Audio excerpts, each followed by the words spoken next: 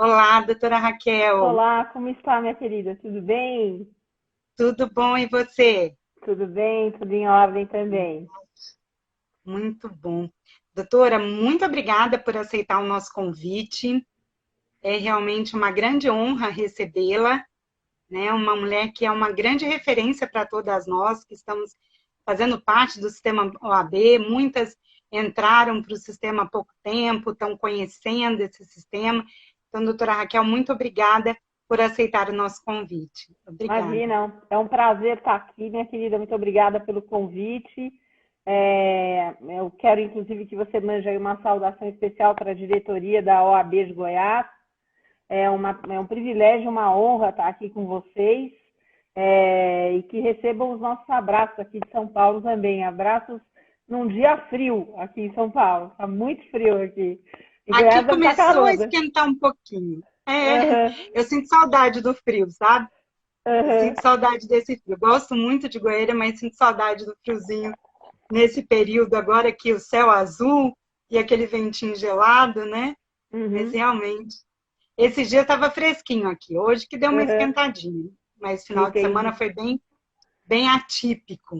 Aham, Doutora Raquel, vou fazer uma apresentação para quem ainda não conhece a doutora Raquel Preto. Raquel Elita Alves Preto.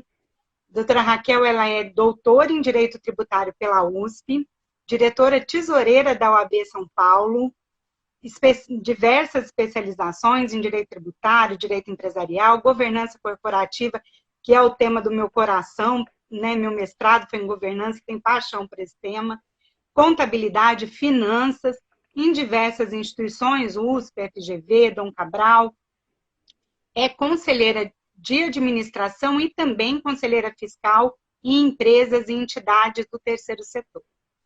Doutora Raquel, hoje nós vamos falar sobre advocate, ou advocate, né? E é advocacy. um tema, advocacy. E é um tema que muita gente tem dúvida, né? Não conhece, às vezes conhece, mas não se identifica com o tema, com o nome, a terminologia. E eu queria já partir para a nossa discussão a respeito do tema, para que a senhora explicasse inicialmente para a gente o que é o advocacy e, essencialmente, como que a gente conhece o advocacy na forma genérica, né? Como ele é habitualmente conhecido. Por favor, eu queria que a senhora já começasse conversando com a gente sobre o tema especificamente, por favor. Então vamos lá. Eu vou primeiro resgatar a origem histórica, né, dessa figura, que é o advocacy, mas cuja origem histórica, doutora Larissa, na verdade, ela é do lobby, o famoso lobby, né? E que, lamentavelmente, acabou ganhando uma conotação um pouco ruim, né? Porque em muitos lugares do mundo, quando você fala lobby, as pessoas ficam pensando em práticas escusas de pressão política em cima dos legisladores especificamente. Mas acontece que, na verdade, o lobby ele é uma atividade de pressão, ele é lícito, né? E é a origem histórica de tudo isso, né? Então, aliás, o termo lobby ele é justamente conectado à origem histórica desse tipo de atividade, que é uma atividade de pressão, né, em cima inicialmente do parlamento, né, do legislativo, mas não especificamente só em cima do legislativo. Ele não é por si ilícito, né? Como tudo, quem faz determinada coisa pode fazer sempre do jeito bom ou do jeito ruim, né? Mas o lobby ele se origina justamente e ele recebeu esse nome porque ele é uma prática, né, de pressão política que, por exemplo, determinados grupos faziam na área de entrada, né, no lobby do parlamento inglês, né? Então eles ficavam esperando a chegada dos parlamentares, seja na Câmara dos Lordes ou na Câmara dos Comuns, eles ficavam aguardando ali justamente naquela entrada para ir conversar com esses parlamentares e para pressionar, falar, olha, essa lei que vocês estão querendo passar, essa normativa, eu concordo, eu discordo, etc, etc. E também tem a ver com um pouco também dessa questão da origem da palavra ser lobby, por conta de alguma coisa que acontecia nos Estados Unidos da América, notadamente nos hotéis no entorno do Congresso americano, né? Então, os parlamentares, eles se hospedavam nesses hotéis e depois que eles terminavam a jornada no Congresso americano, eles chegavam nesses hotéis e no lobby do hotel, nessa área né, de distribuição, recepção, etc, etc, estavam ali sentadas pessoas aguardando os parlamentares chegarem para poder ir falar com eles. Então, a atividade em si acabou recebendo o nome do local propriamente dito em que isso acontecia, né? Eu acho isso muito interessante. E eu acho interessante resgatar essa origem histórica, doutora Larissa, porque justamente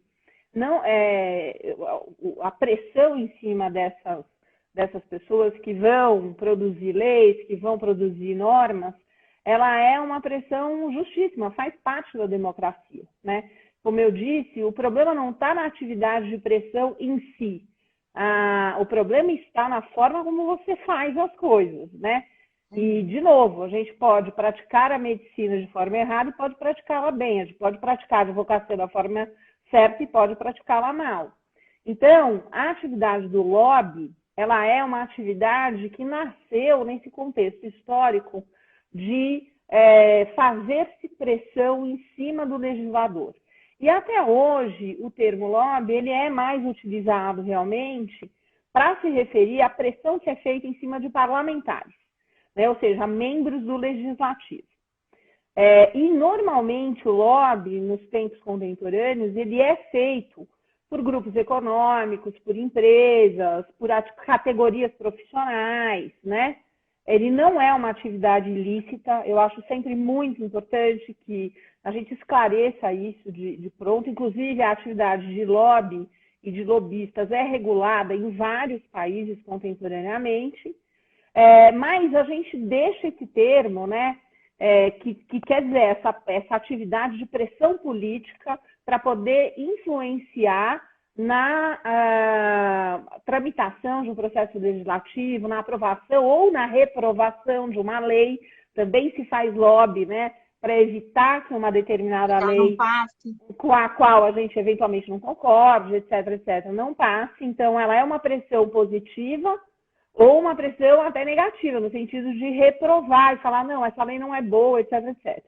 Então, hoje, a gente tem uma distinção entre um e outro termo, justamente porque o lobby, ele fica, é o termo que a gente utiliza para fazer referência à pressão que é feita por categorias profissionais, por entidades de classe, por empresas, grupos econômicos, e mais direcionada à pressão feita em cima das casas parlamentares, do legislativo, ok?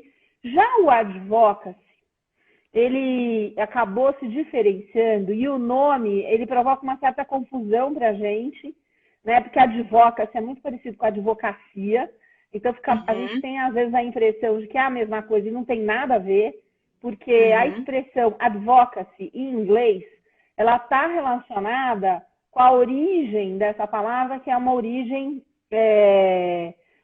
latina. É do latim que vem a expressão advocare, né? Que é ajudar, é colaborar, né? É falar em nome de. Então, advocacy é um termo em inglês que sonoramente fica muito parecido com a advocacia e às vezes a gente cai na armadilha de achar que é a mesma coisa, mas não é.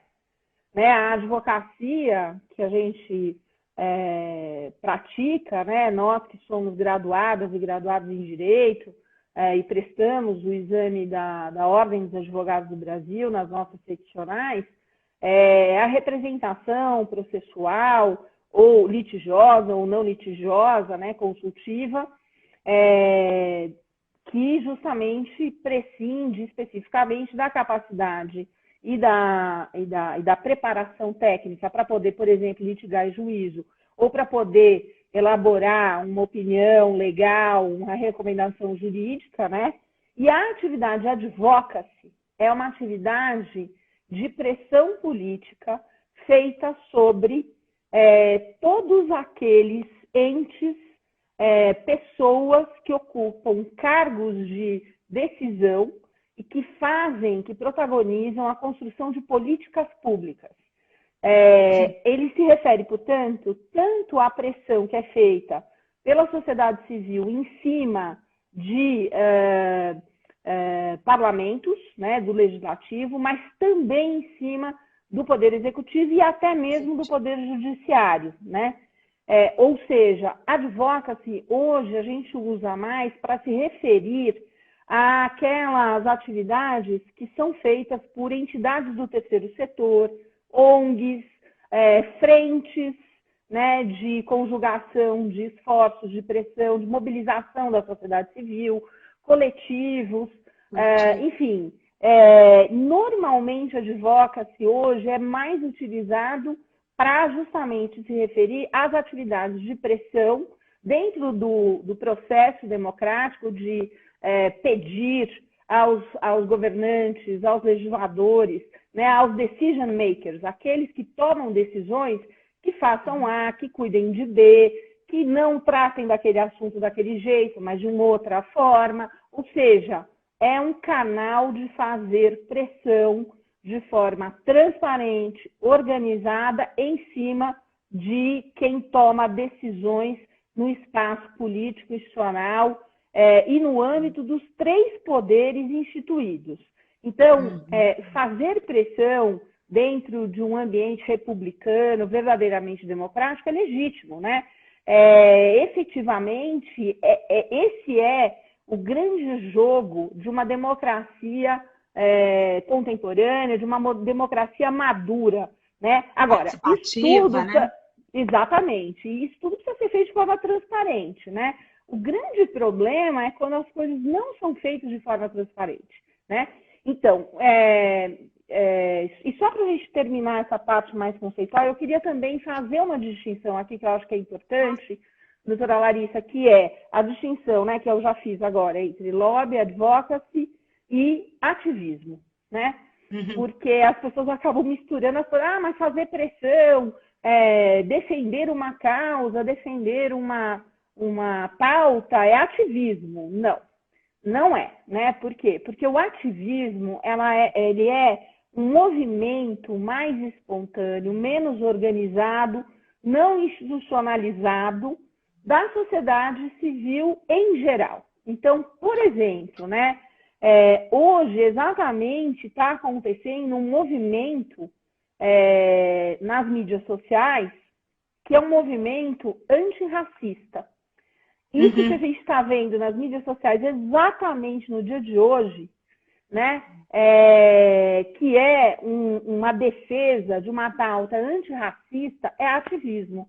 Ele é orgânico, né, ele é não institucionalizado, ele não é feito de uma forma focal. Não tem um respaldo, né, jurídico. Exatamente. Né? Então, ele é a gente chama de ativismo essa organização mais espontânea da sociedade, uma organização, inclusive, espalhada, né? Uma coisa mais... uma coisa meio de, vamos convocar um panelaço, vamos fazer uma caminhada, né, contra a violência contra a mulher. Então, assim, o ativismo, ele é uma expressão genérica que está muito está muito ligada à movimentação, aos atos, né? Por isso, ativismo, praticar atos de defesa de pretensões sociais, econômicas, que são legítimas, né?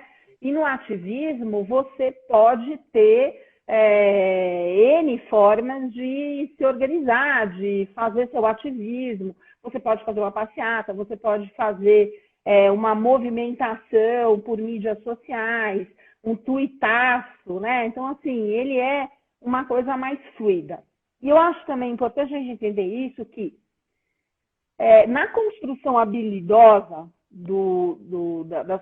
das pessoas e das empresas que se dedicam a fazer o advocacy de forma mais organizada e mais profissional, muitas vezes são conjugadas atividades concomitantemente que são atividades de ativismo, né? Então, você pode... Elas nascem no ativismo. Exatamente. Então, assim, o ativismo é uma das formas pelas quais você pode concretizar o advocacy, né? Ou seja, uma frente, por exemplo, de ONGs de proteção de meio ambiente, que se indigna diante de um governante que eventualmente fale que vai aproveitar um momento de pandemia para passar um monte de norma, né?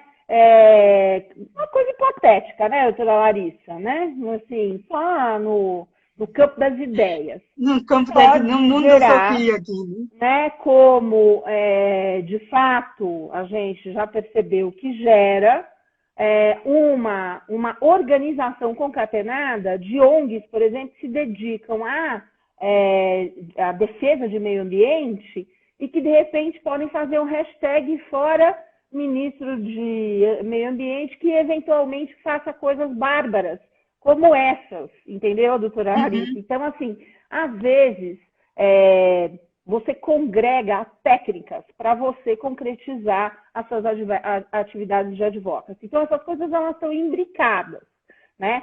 Mas, de fato, quando a gente está falando de terceiro setor, de sociedade civil mobilizada, quando a gente está falando de pautas, né, estruturais, genéricas, normalmente a gente está falando, quando estamos falando de pressão política organizada em cima de um tema, de um assunto, de uma pauta, a gente está falando de advocacy. Se a gente está, no entanto, falando de uma defesa, de algum assunto específico que diga respeito a uma categoria profissional, ou de trabalhadores ou de empresários, isso não importa. Eventualmente, a gente está, e é uma pressão em cima de processo legislativo, o mais correto é se referir a isso como lobby.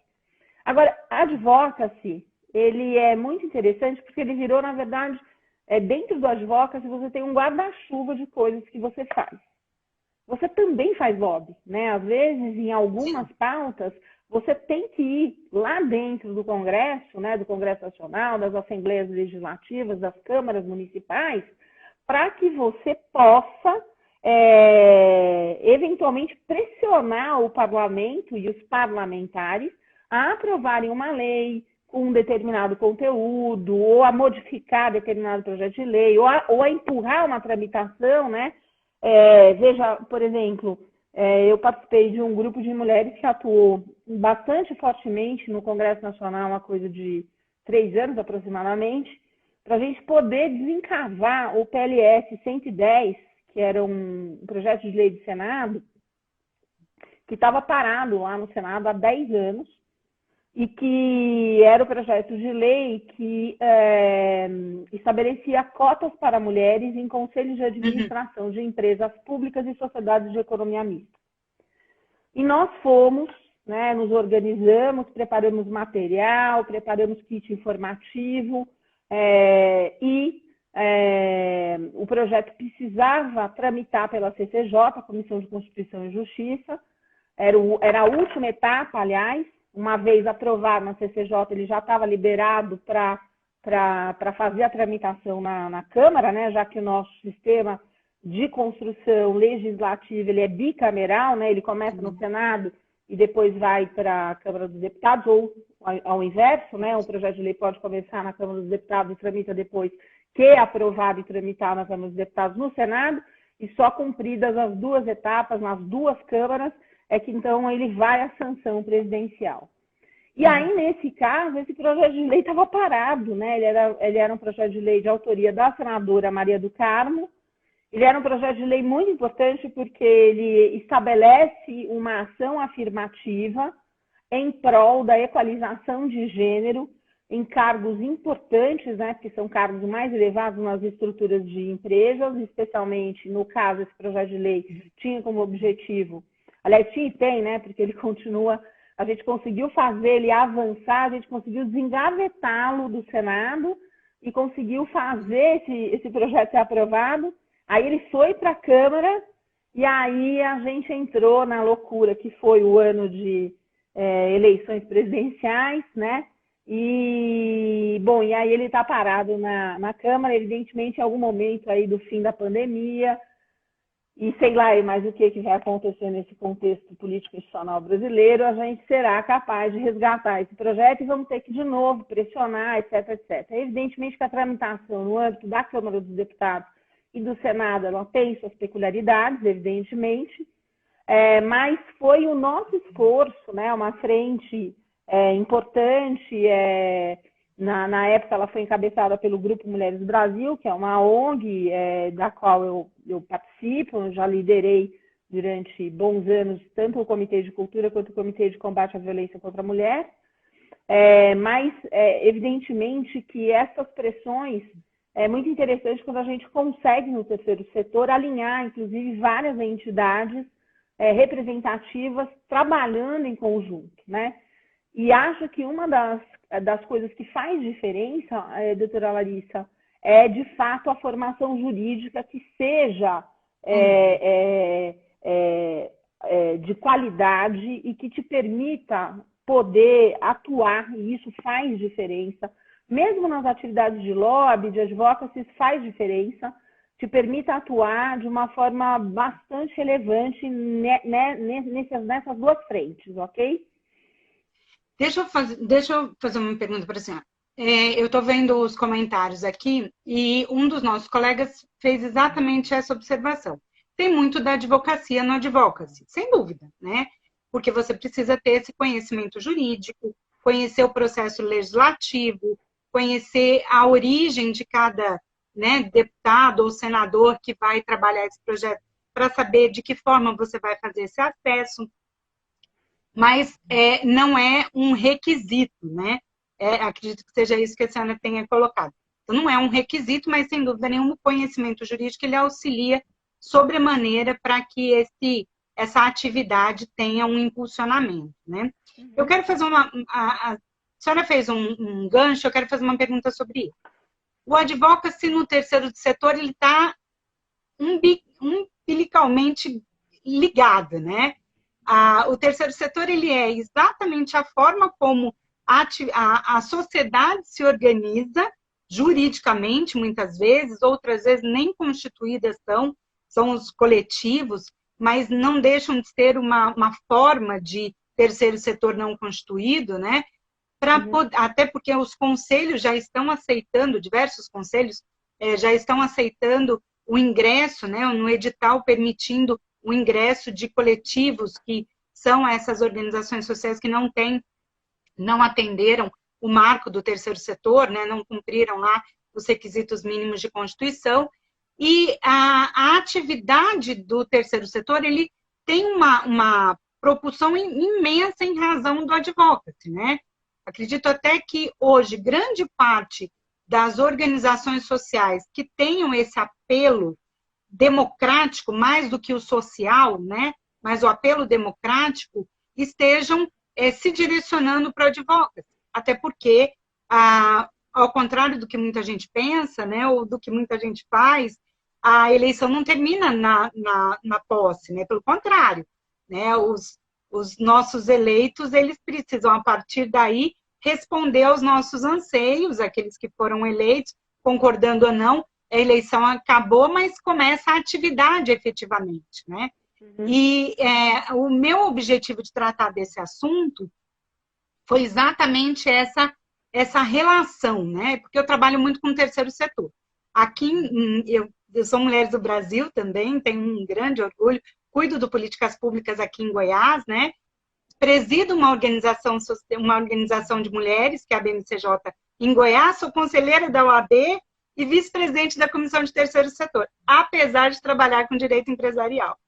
Então, eu vejo o terceiro setor de uma forma muito forte, né? Muito abrangente e muito pautada na necessidade de se entender os processos que estão em andamento, né? Os processos legislativos, principalmente, mas também as tomadas de decisões do executivo e a atuação do judiciário. A OAB é uma grande organização social, se a gente for pensar num sentido lato, né, que busca a representatividade dos seus representados. E, Não portanto, eu só, né, vejo... doutora? Busca Não duas só, coisas. lógico, não só. Representar a advocacia e defender o Estado Democrático de Direito, a justiça social. Sem A dúvida, gente, sem né, dúvida. tem essa ambivalência. E isso leva ainda mais à necessidade do conhecimento pela advocacia da atividade do advocacy, né? Então, eu queria que a senhora desse um enfoque no terceiro setor para a gente, principalmente levando em consideração essas organizações sociais, porque eu vou fazer uma breve leitura aqui. A senhora integra o Fórum Nacional de Políticas Públicas para Mulheres, recebeu a medalha Ruth Cardoso, né, minha grande ídola, a mais alta condecoração dada pelo governo do Estado de São Paulo. Eu estou sem óculos, estou tentando ler aqui. As mulheres que têm reconhecimento da atuação em defesa das condições e dos direitos das mulheres, integrou o Mini Laboratório Social Não à Violência contra a Mulher, que foi uma iniciativa do Instituto Avon, congregando mais de 40 vozes no combate à violência contra a mulher no Brasil. Foi líder do Comitê de Combate à Violência e também do Comitê de Cultura do Grupo Mulheres do Brasil e criou os projetos Fala Maria e Luzes, de capacitação de sensibilizadoras sociais para o enfrentamento e conscientização sobre a violência contra a mulher. E eu sei que isso é um mini do mini do mini, porque, além disso, eu conheço também as suas atividades para mulheres dentro das áreas que são extremamente masculinas, como é o direito tributário, né? Então, eu queria que a senhora falasse um pouco sobre essa relação do terceiro setor com o advocacy, por favor. Então, doutora Larissa, acho que você tocou num ponto assim, super importante, que eu acho que vale a pena a gente até gastar uma energia em cima, porque o Brasil engatinha em termos de mobilização civil, né? E o terceiro setor, na verdade, ele é o grande braço de concretização de movimentos da sociedade civil, né? A sociedade civil, basicamente, ela tem duas formas de se organizar no Brasil, né? Aliás, três. Uma forma não formalizada, uma maneira informal, que são os coletivos, sem personalidade jurídica, né? E que podem fazer uma série de coisas, mas muito mais no âmbito do ativismo, e menos quando você, de repente, precisa ter uma organização estrutural melhor para você poder praticar determinadas ações e ganhar subvenções, às vezes, e tudo mais, e organizar isso, né, de uma forma transparente. E, na verdade, quando a gente fala em mobilização civil no Brasil, a gente está numa fase muito embrionária. E, aliás, eu tenho para mim, doutora Larissa, que a nossa democracia, a democracia brasileira, que é muito frágil, né? A gente está vendo o que está acontecendo, né? Isso, tudo que a gente está vendo, revela o quão frágil é a democracia brasileira. Porque, de fato, a forma de você amadurecer democracias, uma das melhores maneiras que a gente tem percebido em vários países é justamente quando a sociedade civil consegue, de fato, de maneira muito madura, se organizar de uma forma muito eficiente ao redor de pautas, de causas, de temas, né? E aí, essa organização do terceiro setor, ela é fundamental. Então, assim, qual que é o nosso estágio? A gente está num estágio muito embrionário no que tange essa questão de mobilização civil e de organização da sociedade civil, né? Ponto número 1. Como a gente está nesse estágio embrionário, a segunda consequência disso é que a própria atividade de advocacy, ela ainda não é amplamente explorada na medida que ela poderia e deveria ser explorada, né? Então, assim, nós estamos engatinhando quando outros países, né? Você pegar o exemplo do Canadá, do próprio Estados Unidos, da Inglaterra ou de todos os países da Europa continental, você vai perceber que a sociedade civil ela consegue se organizar de uma forma muito potente, muito transparente, e advocacy é uma palavra de ordem, assim. Muito difícil que uma ONG de porte não tenha uma parte das atividades dela organizadas especificamente para fazer advocacy em cima de qualquer que seja a pauta. Se a gente está numa entidade do terceiro setor que defende equalização de gênero, você vai ter ali um grupo, né, uma pessoa no mínimo, dedicada a olhar de que forma você vai poder fazer pressão para influenciar a construção de políticas públicas que façam a transformação desse problema que é a desigualdade de gênero, por exemplo, né? Então, assim, por que o advocacy é importante, né? Por terceiro setor, para a democracia, de verdade, né? Assim, de uma forma muito objetiva. Gente, muitas vezes o poder público não tem sensibilidade diante de determinados problemas, né?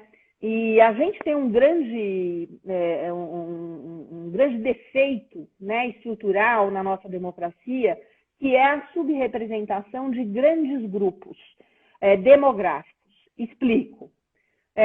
A maioria da população brasileira é feminina. 51,5% da cidadania brasileira é feminina. Somos mulheres, né? Então, essa defasagem, né, que você vê, porque você tem 51,5% da população feminina, mas você só tem 15% de parlamentares mulheres.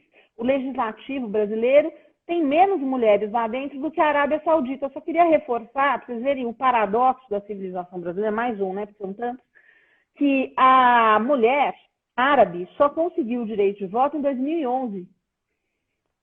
O direito de voto feminino foi reconhecido em 1934. E a Arábia Saudita hoje tem 19,5% de mulheres no parlamento árabe. E nós no Brasil temos 15%. Quando a gente fala que o Brasil é machista, a gente fala com conhecimento de causa. Por conta de fatos, números, dados estatísticos, pesquisas científicas extremamente sérias e embasadas. Então, o nosso país é majoritariamente feminino, mas os cargos de comando, de poder e de decisão em todos os 3 poderes constituídos do Estado, que são, na verdade, os poderes que conduzem a nação brasileira pelos tempos presentes e pelo futuro que vai vindo, são encabeçados, né? Então, essa conta me incomoda sobremaneira. Acho que uma das coisas que mais me incomoda na vida é essa conta. Pois é. Né? Porque se a gente parar para pensar no executivo, então, aí a gente não dorme.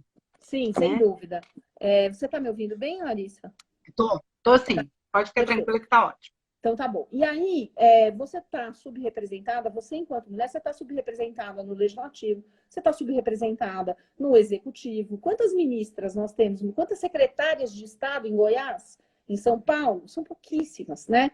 Quantas secretárias municipais estão em ação? Você não passa da casa de 12% a 14%, segundo pesquisa bastante ampla que eu fiz num trabalho de pós-doutoramento que estava em andamento, momentaneamente paralisado pela assunção das responsabilidades como diretora tesoureira da OAB São Paulo, né? Essa realmente... E o fato é que essa subrepresentação, ela se espalha por todos os cantos, gerando um problema muito sério, né? E que causa danos à qualidade democrática, porque a democracia boa é a democracia diversa, que reflete a diversidade de um país, né? É muito ruim que leis que vão afetar a vida das mulheres sejam leis feitas basicamente por homens. É muito ruim que os julgados dos tribunais de justiça do país, dos tribunais regionais federais, sejam julgados que saiam de câmaras julgadoras eminentemente masculinas. E aí você tem toda a sorte de problema, como eu vou dar um exemplo claro, né? No ano passado, e não foi a primeira vez, nós tivemos casos semelhantes acontecendo aqui no TJ de São Paulo, e há outros tribunais de justiça em que casos análogos também aconteceram da maneira como eu vou reportar, em que você teve, por exemplo, uma Câmara Criminal julgando uma apelação criminal e absolvendo um avô ex-delegado de polícia, aposentado, absolvendo esse avô que tinha estuprado a neta de 12 anos, e a Câmara Criminal, composta exclusivamente por homens, entendeu que a neta de 12 anos provocara o avô. A pergunta que não quer calar e precisa ser feita é: tivéssemos nós mais composição de desembargadoras mulheres, ainda que nem todas feministas, mas pelo menos mulheres, será que essa Câmara Criminal julgaria desta maneira um caso espúrio como esse? Evidente que não. E isso acontece em todo o judiciário. Evidentemente que nós precisamos nos organizar para fazer uma frente de advocacy em prol da equalização de gênero no judiciário da segunda instância para cima. Porque a primeira instância você está conseguindo resolver pela eficiência do concurso público. Até porque os concursos públicos, até uma fase bastante avançada, eles são anônimos, né? Então, você não sabe se o candidato que está fazendo aquela prova escrita é homem ou mulher. E aí as mulheres, quando não se percebe o gênero do candidato, elas vão muito bem. Para você ver o viés inconsciente, o preconceito oculto que está arraigado na mente das pessoas. Mas, enfim, então, o terceiro setor e a democracia, a nossa democracia brasileira, especialmente, ela precisa ser muito melhorada. Eu dei o exemplo do gênero, mas eu faço questão, doutora Larissa, me permita, porque hoje, dia 2 de junho, está acontecendo esse grande movimento nas mídias sociais de valorização das vidas negras, que eu apoio e suporto. Eu tenho uma atitude antirracista, né? Eu não só não sou... A gente não basta você não ser racista, você tem que ser antirracista. Nós que temos pele branca, temos o privilégio e precisamos usar o nosso privilégio com sabedoria em favor da população negra, que nesse país, doutora Larissa, é a maioria esmagadora. 54,4% da população brasileira é negra, doutora Larissa. Veja que é muito ilusório falarmos em igualdade de condições, em meritocracia no final, sendo que não existe não existe uma mínima possibilidade de se iniciar das mesmas formas. Isso é impensável que ainda se imagine dessa forma, né? Exatamente. É realmente impensável. Então, por exemplo, se você for pensar na questão racial no Brasil, a gente tem um gap terrível, é uma defasagem democrática terrível, né? Porque a quantidade de população negra está concentrada em determinada faixa da população que é inaceitável. Não é possível que o país seja majoritariamente negro e a população negra não participe das decisões que nortearão os rumos, o presente e o futuro do país. Já basta o passado que lhes foi retirado por conta, né, da escravidão. Né? Não é que eu ou você tenhamos culpa da escravidão, mas nós temos que ter consciência de que ela provocou. E nós temos que ter, né, essa postura ativa de correção. Então, veja, é preciso pressionar parlamentares, é preciso pressionar o Poder Executivo, é preciso pressionar o Judiciário, né, que não pode ficar sentenciando do jeito que sentencia. Né? Existem estudos, tem dissertação de mestrado, tese de doutorado, estudos de jurimetria comprovando que o número de decisões judiciais com viés racista é enorme.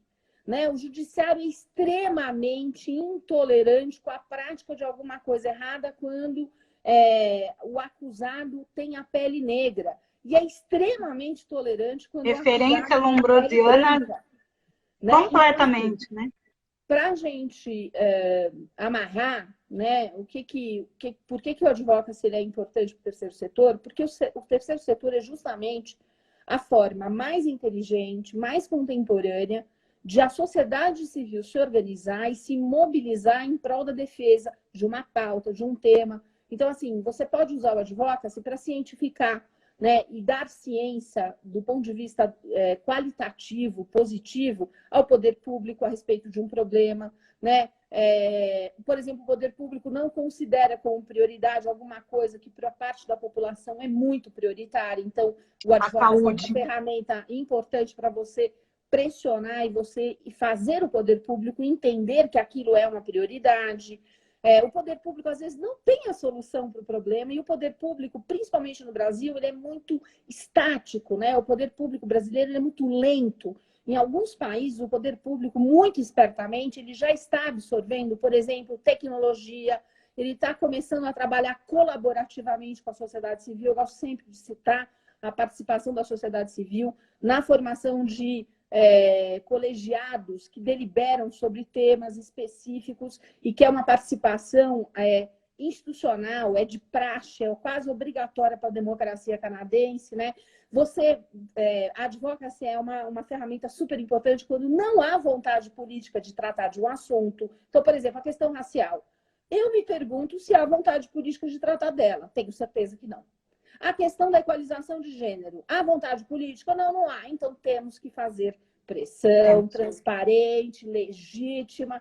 Temos que bater nessa tecla. Como dizia a minha avó, doutora Larissa, água mole em pedra dura, tanto bate até que fura. O advocacy é uma ótima ferramenta para bater na tecla 1, 2, 3, 10, 100, 150 vezes. Because Black Lives Matter, né? Vidas negras importam.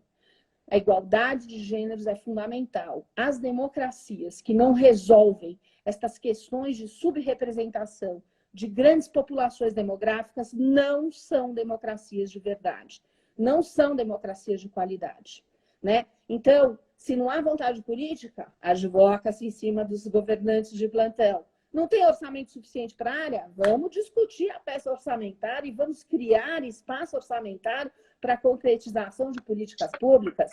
O governo está perdido, né? Ou fazendo de conta que está perdido, não teve boas ideias para a solução. Vamos apresentar soluções possíveis, utilizando tecnologia, colaboração, parcerias público-privadas. São tantos os mecanismos, né? Então, assim...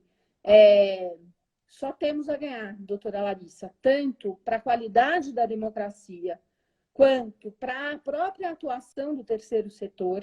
Essa talvez seja, na minha opinião, a ferramenta contemporânea mais importante para dar vazão aos reais anseios e desejos da sociedade civil e para realmente impactar a democracia.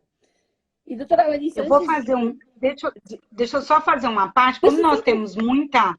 Claro, fica à vontade. Só para concluir uma frase, porque a gente está num momento tão importante para isso que eu vou falar.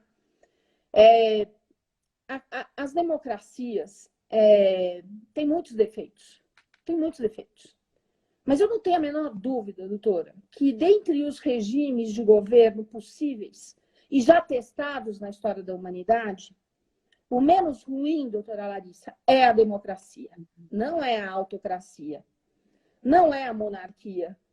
Não é a ditadura, porque a possibilidade de correção nesse tipo de regime é quase que impossível. Na democracia, a possibilidade de correção é permanente e é contínua.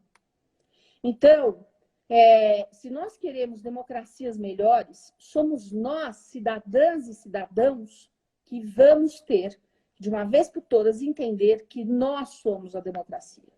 E somos nós que precisamos nos organizar e trabalharmos, gastarmos algum tempo nas nossas vidas fazendo a democracia ser melhor, escolhendo melhor os nossos governantes. E sempre há opção, doutora Larissa, sempre há. Nem sempre a opção, eventualmente, que haja seja a mais fácil, mas há. E nós, de uma vez por todas, precisamos fazer a nossa democracia se estabilizar e ganhar qualidade. E é por meio da sociedade civil organizada, mobilizada, dialogando com respeito, com democracia. Ninguém dialoga com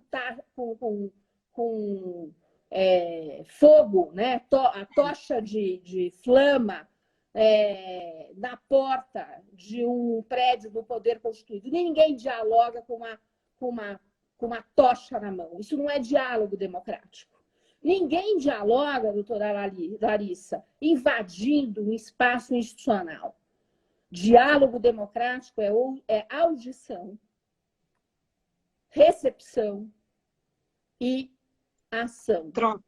E argumento. É isso, doutora. Me desculpe, mas eu precisava falar isso, porque eu estou inconformada com o que eu estou vendo neste país nos últimos meses. E é o único país do mundo que está tendo que atravessar uma pandemia terrível, absolutamente de forma desorganizada, porque pessoas com posturas inadequadas, e eu não respeito governantes de plantão que sentam em cadeiras governamentais e sequer têm educação e postura para respeitar sua cidadania, estamos nós aqui, à deriva, né, em nossas casas e sem um governo de qualidade. A sociedade civil brasileira precisa se levantar e precisa exigir postura, precisa exigir qualidade. Nós pagamos muito tributo nesse país e os governantes de plantão, e todos erram, hein? A grande maioria deles erra. Precisa aprender a dialogar com a sociedade. Mas não é com tocha na mão, não é com o cavalo empinado, é com o diálogo cidadão, republicano, urbano e respeitoso. É só assim que esse país vai melhorar, doutora. Me desculpe, mas você ia fazer uma intervenção? Respondeu minha pergunta. Minha pergunta era quais eram as perspectivas do Advocacy para a democracia, para a construção, para a formação, na verdade, da nossa democracia. Como a senhora falou, nossa democracia é muito recente, muito imatura. Não recente, mas imatura, né? E sem dúvida, o que a senhora colocou para a gente é exatamente essa resposta que eu estava buscando aqui, né? Acredito que o comportamento da sociedade, através do conhecimento, do diálogo, né, dessa construção mesmo, pautada no posicionamento, né? Eu acho que as pessoas não podem não ter posicionamento. Eu não acredito em pessoas que não tenham posicionamento, não se envolvam, porque é o nosso interesse, é o interesse da coletividade, né? Eu vou só falar algumas pessoas, que como a gente está terminando, antes da palavra final, eu vou comentar algumas pessoas que estão aqui conosco. Doutora Marília Vec, que é uma tributarista também maravilhosa, que é super conhecida aqui na UAB. Doutora Maura, minha vice-presidente da BMCJ Goiás, que é uma negra maravilhosa, AGU aposentada, com uma história incrível, né, e é presidente da Comissão da Igualdade Racial aqui em Goiás, da UAB. Doutora Cecília, nossa diretora, a nossa única mulher na diretora, que é a doutora Delzira, que é secretária adjunta, os nossos amigos, todos, eu não vou conseguir falar todo mundo, todas as membros da BMCJ que estão conosco, todas as conselheiras da OAB que estão conosco, doutora Valéria Menezes, nossa diretora da CASAG, também uma mulher fortíssima do interior, brava, enfim, doutora Divina, enfim, a todos os nossos amigos, nossas amigas, doutora Valentina, agora que eu vi, desculpa, que é a nossa conselheira federal, volta, aqui, perdão, a nossa conselheira federal, doutora Valentina, Anderson Máximo, nosso amigo, que foi presidente do Tribunal de Ética, Ariene, enfim, todos os nossos amigos, muito obrigada por estarem conosco até agora, e eu gostaria de agradecer também a diretoria, toda a diretoria da UAB, que me proporcionou esse momento. Quando eu conversei com a doutora Delzira, eu falei, Delzira, eu quero trazer uma mulher da UAB que vai falar sobre um tema que todo mundo conhece, mas pouca gente desenvolve, né? O advocacy realmente é uma atuação que a gente precisa se envolver mais, né?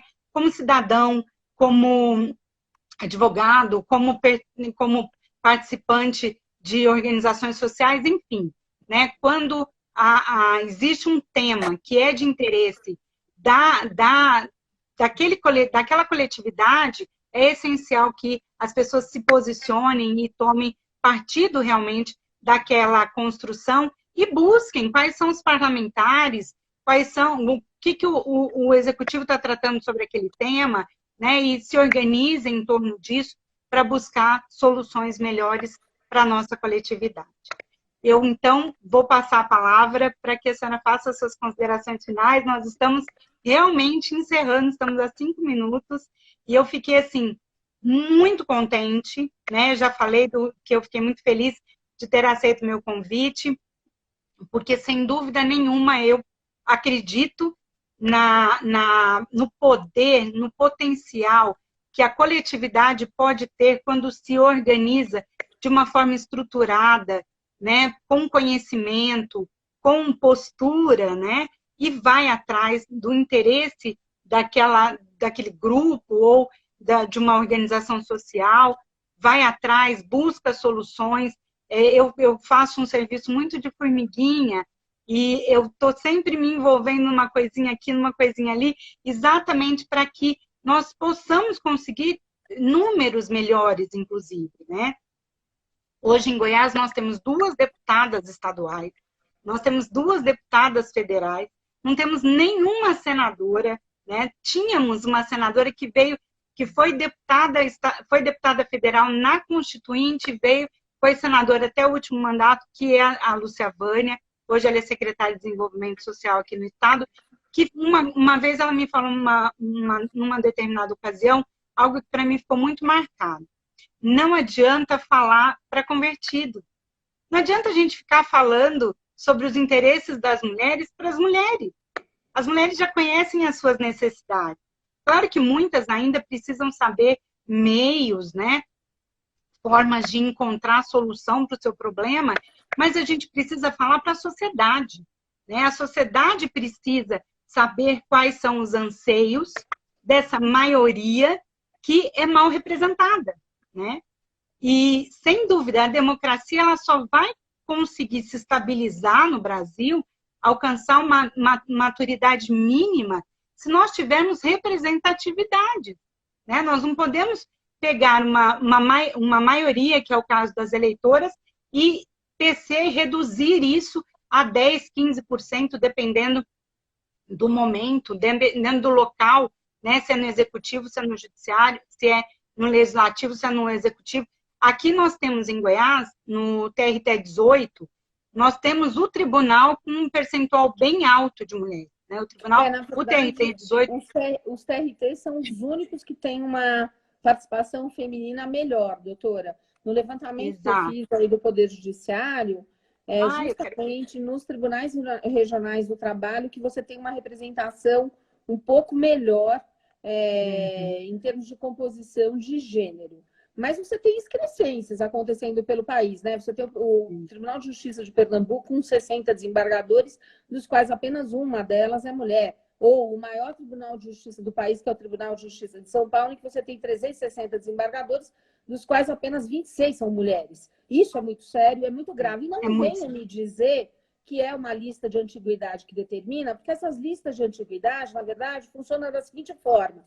Você tem 22 juízes prontos a acederem ao tribunal, né? Aí, eles entraram, vários deles, no mesmo concurso. E você só tem 8 vagas. O que você faz? Você põe 7 homens e uma mulher. Você devia pegar todos aqueles 22, pegar todas as mulheres que estão lá, botar para dentro e deixar os homens para trás. E sim, políticas afirmativas são fundamentais para a correção dessas defasagens socioestruturais, como é a questão do machismo, que nos leva à desigualdade de gênero, ou ao racismo, que nos leva à desigualdade racial, né? Ou ao patrimonialismo, com excesso de concentração de renda, né? Porque a gente vai para a Europa achar tudo lindo, maravilhoso, e lá a gente esquece que não existe a concentração de renda que existe no Brasil, percebe?